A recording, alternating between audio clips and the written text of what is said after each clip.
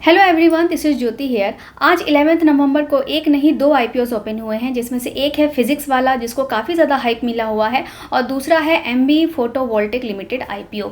तो इस वीडियो में हम फोटोवोल्टिक लिमिटेड आईपीओ का रिव्यू करेंगे और फिजिक्स वाला आईपीओ के ऊपर मैं ऑलरेडी एक रिव्यू वीडियो बना चुकी हूँ, आप वो भी जाके चेक कर सकते हैं।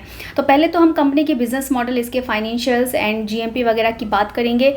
उसके बाद हम इसको फिजिक्स वाला आईपीओ से कंपेयर भी करेंगे कि दोनों आईपीओ में से कौन सा ज़्यादा बेटर है, फाइनेंशियली कौन से स्ट्रांग है, कहाँ ज़्यादा लिस्टिंग बेनिफिट मिल सकता है, उन दोनों को कंपैरिजन भी करेंगे। और साथ ही में डे वन की डिमांड भी हम यहाँ पे चेक करेंगे, जिससे आपको एक अच्छा अंदाज़ा हो जाए कि अगर आपने अभी तक आईपीओ में अप्लाई नहीं किया है तो आपके लिए कौन सा आईपीओ बेटर रहेगा, कहाँ पर आपको ज़्यादा लिस्टिंग बेनिफिट मिल सकता है। तो सबसे पहले हम कंपनी के बिजनेस मॉडल की बात कर लेते हैं। तो 2007 में ये कंपनी स्टार्ट हुई थी और ये company solar cells and solar panels बनाती है। तो सोलर पैनल्स वगैरह जो हैं, जिसका आने वाले टाइम में काफ़ी ज़्यादा ग्रोथ है, गवर्नमेंट इस सेक्टर पे काफ़ी फोकस कर रही है। तो रिन्यूएबल एनर्जी के जो सेक्टर्स हैं उनका आने वाले टाइम में स्कोप काफ़ी अच्छा है। तो उसी सेक्टर से ये कंपनी है, जैसे वारी एनर्जीज आई थी, तो विक्रम सोलर पैनल एक आईपीओ आया था, तो इसी तरीके की ये भी कंपनी है। और ये इंडिया की second biggest integrated solar cell manufacture company है। तो कंपनी जो है सोलर सेल से लेके सोलर पैनल तक का जो पूरा इंटीग्रेटेड जो मॉड्यूल है वो कंप्लीट बनाती है। और जैसे मैंने आपको बताया कि इंडिया की टॉप सोलर कंपनीज़ में से ये एक है। इनका मैन्युफैक्चरिंग यूनिट कर्नाटका में 2200 एकर्स में फैला हुआ है और इनका बेंगलुरु प्लांट इंडिया के सबसे बड़े सोलर सेल मैन्युफैक्चर में से एक है। तो कंपनी का एक्सपेंशन काफ़ी अच्छा है और साथ ही इनका क्लाइंट बेस भी काफ़ी स्ट्रॉन्ग है। तो कुछ इनके कस्टमर की अगर बात करें तो आदित्य बिरला रिन्यूएबल्स है, अदानी ग्रीन है, केपीआई ग्रीन एनर्जी है, जोडियक एनर्जी है। तो इस तरीके के काफ़ी बड़े बड़े क्लाइंट्स कंपनी के पास हैं। तो कंपनी का बिजनेस मॉडल हमें काफ़ी स्ट्रॉन्ग यहाँ से नज़र आ रहा है। लेकिन इसके फाइनेंशियल्स को हम एक बार चेक कर लेते हैं कि कंपनी फाइनेंशियली स्ट्रॉन्ग है या नहीं। तो कंपनी फाइनेंशियली भी आपको काफ़ी स्ट्रॉन्ग यहाँ से नज़र आएगी। तो आप यहाँ से देख सकते हैं कि लास्ट 3 ईयर्स में कंपनी के असेट में काफ़ी अच्छी ग्रोथ देखने को मिल रही है। कंपनी के रेवेन्यू में भी लास्ट 3 ईयर में कंसिस्टेंट ग्रोथ देखने को मिली है और लास्ट 1 ईयर में 150% तक का इनके रेवेन्यू में इंक्रीज़ हुआ है। प्रॉफिट आफ्टर टैक्स में लास्ट 1 ईयर में आपको यहाँ पे आउटस्टैंडिंग डेटा देखने को मिलेगा। इनफैक्ट आपको थोड़ा सा ये डाउटफुल भी लगेगा कि इतना ज़्यादा जंप इनके प्रॉफिट में सडनली 1 ईयर में कैसे हुआ है। लेकिन स्टिल अगर प्रॉफिट आफ्टर टैक्स आप देखेंगे तो कंसिस्टेंटली ग्रोइंग है और लास्ट 1 ईयर में 1000% से ज़्यादा से इनका जो प्रॉफिट आफ्टर टैक्स है वो राइज हुआ है।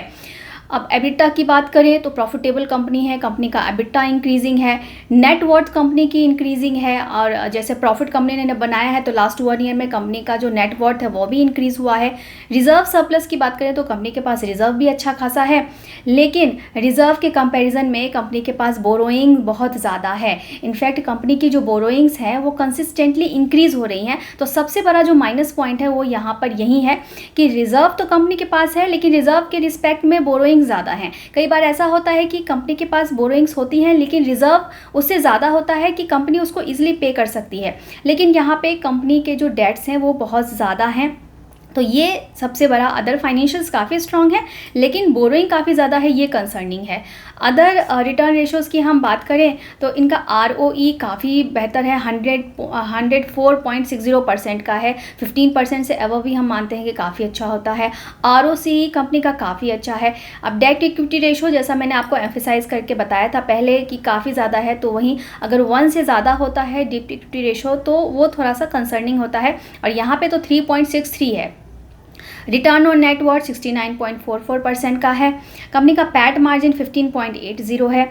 तो अदर रिटर्न रेशोज़ तो कंपनी के अच्छे हैं। और पीई रेशो की बात करें तो अगर हम कंपेयर करें इनके पीयर्स से तो इसके बेसिस पे अगर इनका पी रेशो आप देखेंगे तो वेल्सम एनर्जी जो लिस्टेड है वो 33.83 का पी रेशो है, वारी एनर्जीज़ का 50.47 का है, RS प्रीमियम एनर्जीज़ का 51.30 का है। तो इन सब के कंपेरिजन में अगर देखें तो फिलहाल जो है वैल्यूशन अभी जस्टिफाइड लग रही हैं। तो एक ठीक ठाक वैल्यूशंस पे ये कंपनी अपना आईपीओ लेके आई है। अब हम आईपीओ की डिटेल्स की बात कर लेते हैं। तो ये आईपीओ ओपन होगा 11 नवंबर को और 30 नवंबर को ये क्लोज हो जाएगा। देन अगर आप इसमें अप्लाई करते हैं तो 14 नवंबर को जो है इसका अलॉटमेंट आ जाएगा और उसके बाद 17 को आपके डीमैट अकाउंट में शेयर्स आ जाएंगे अगर आपको ये आईपीओ मिलता है तो, अदरवाइज रिफंड प्रोसेस स्टार्ट हो जाएगा ऑन सेम डे। उसके बाद 18 नवंबर को कंपनी एक्सचेंज पे लिस्ट हो जाएगी। ₹2 पर शेयर का यहाँ फेस वैल्यू है। इस आईपीओ का प्राइस है 217 का। तो याद रखिए कि जो हायर कट ऑफ होता है इसी पे आपको अप्लाई करना होता है। उसके बाद एक लॉट में 69 शेयर्स रहेंगे और इस आईपीओ का जो टोटल साइज़ है वो 2900 करोड़ का है, जिसमें से 2143 करोड़ का फ्रेश इशू है एंड 756.14 करोड़ का ऑफर फॉर सेल है। मैक्सिमम पोर्शन यहाँ पे जो भी आईपीओ से रेज होगा जो फंड, उसमें से 1600 करोड़ रुपीज़ कंपनी अपने लोन रिपेमेंट के लिए यूज़ करेगी। तो वो काफ़ी अच्छी बात है क्योंकि कंपनी के पास लोन बहुत ज़्यादा है। अगर कंपनी लोन पे करती है तो उनकी फाइनेंशियल कंडीशन जो है और ज़्यादा इम्प्रूव होगी। और वैसे तो कंपनी काफ़ी प्रॉफिटेबल है, हमने देखी है। तो अब अगर हम इसे कंपेयर करें फिजिक्स वाला से, तो फिजिक्स वाला में के ऊपर जो मैंने वीडियो बनाया है उसमें आप जाके देख सकते हैं। तो वहाँ मैंने बताया था कि वो कंपनी जो है ब्रांड नेम काफ़ी स्ट्रॉन्ग है, पॉपुलैरिटी उसकी काफ़ी अच्छी है, एक्सपेंशन काफ़ी बढ़िया है, लेकिन फाइनेंशियली कंपनी काफ़ी वीक है। जैसा हमने देखा कि एमवी में फाइनेंशियल्स काफ़ी स्ट्रॉन्ग है, सब कुछ बहुत अच्छा है, प्रॉफिटेबिलिटी काफ़ी अच्छी है, लेकिन डेट बहुत ज़्यादा है। लेकिन अगर आप फिजिक्स वाला देखोगे तो कंसिस्टेंटली कंपनी सिर्फ 3-4 साल से सिर्फ लॉस ही बना के दिखा रही है और रिटर्न रेशोज़ भी उसके काफ़ी पुअर हैं। तो अगर फाइनेंशियल्स के बेसिस पे आप यहाँ पे कंपेयर करें तो यहाँ पे जो एमवी जो आईपीओ है इसके फाइनेंशियल्स ज़्यादा स्ट्रॉन्ग है। अब ग्रे मार्केट प्रीमियम की बात करते हैं तो ग्रे मार्केट प्रीमियम में डिमांड अगर आज की डेट में देखें तो उसके बेसिस पे फिजिक्स वाला में 2 to 3% तक की लिस्टिंग बेनिफिट एक्सपेक्टेड है। और यहाँ पे एमवी की बात करें तो एमवी के जीएमपी में सडन ड्रॉप आया है डे 1 में जब ये ओपन हुआ है। तो और इसका भी जो लिस्टिंग बेनिफिट है आपको 2 to 3% के बीच में ही देखने को मिल रहा है, जो सिर्फ एक दिन पहले 9 to 10% का था। तो जीएमपी इनका फॉल हुआ है, लेकिन पहले इसका जीएमपी काफ़ी अच्छा था, तो हो सकता है कि आने वाले टाइम में वो फिर से ऊपर जाए। तो अगर हम जीएमपी के बेसिस पे देखें तो दोनों हमें एक जैसे ही नज़र आ रहे हैं। फाइनेंशियल्स के बेसिस पे एमवी ज़्यादा स्ट्रॉन्ग है। अब हम अगर बात करें इनके डे 1 सब्सक्रिप्शन की, तो डे 1 सब्सक्रिप्शन हमें और ज़्यादा कंफ्यूज करेगा क्योंकि हम बोल रहे हैं कि फिजिक्स वाला फाइनेंशियली वीक कंपनी है, लेकिन उसको डे 1 में ज़्यादा डिमांड देखने को मिली है। तो 0.08 टाइम्स जो है वो सब्सक्राइब हुआ है, जबकि एमवी की बात करें तो एमवी 0.02 टाइम ही सब्सक्राइब हुआ है। तो काफ़ी कन्फ्यूज़न है यहाँ पे कि किस में ज़्यादा अच्छी डिमांड देखने को मिल सकती है हमें। तो इसके लिए बेटर है कि अगर अभी तक आपने अप्लाई नहीं किया है तो डे 3 तक वेट करिए। डे 3 तक काफ़ी हद तक जो है वो क्लियर हो जाता है और आपको पता चल जाएगा कि कहाँ पे ज़्यादा डिमांड देखने को मिल रही है, रिटेल कैटेगरी में या फिर इंस्टीट्यूशनल इन्वेस्टर्स जो हैं, जो बड़े इन्वेस्टर्स हैं, वो कहाँ पे ज़्यादा डिमांड दिखा रहे हैं। तो मेजॉरिटी अगर डिमांड बढ़ती है तो वो आईपीओ जो है उसमें अच्छी लिस्टिंग बेनिफिट होने के चांसेस भी होते हैं। फिलहाल दोनों ही जगह कुछ खास लिस्टिंग बेनिफिट एक्सपेक्टेड नहीं है, लेकिन लॉन्ग टर्म के हिसाब से यहाँ पे जो ये रिन्यूएबल एनर्जी का जो कंपनी है एमवी, इसमें ज़्यादा स्कोप देखने को मिल सकता है और फाइनेंशियली भी कंपनी काफ़ी स्ट्रॉन्ग है।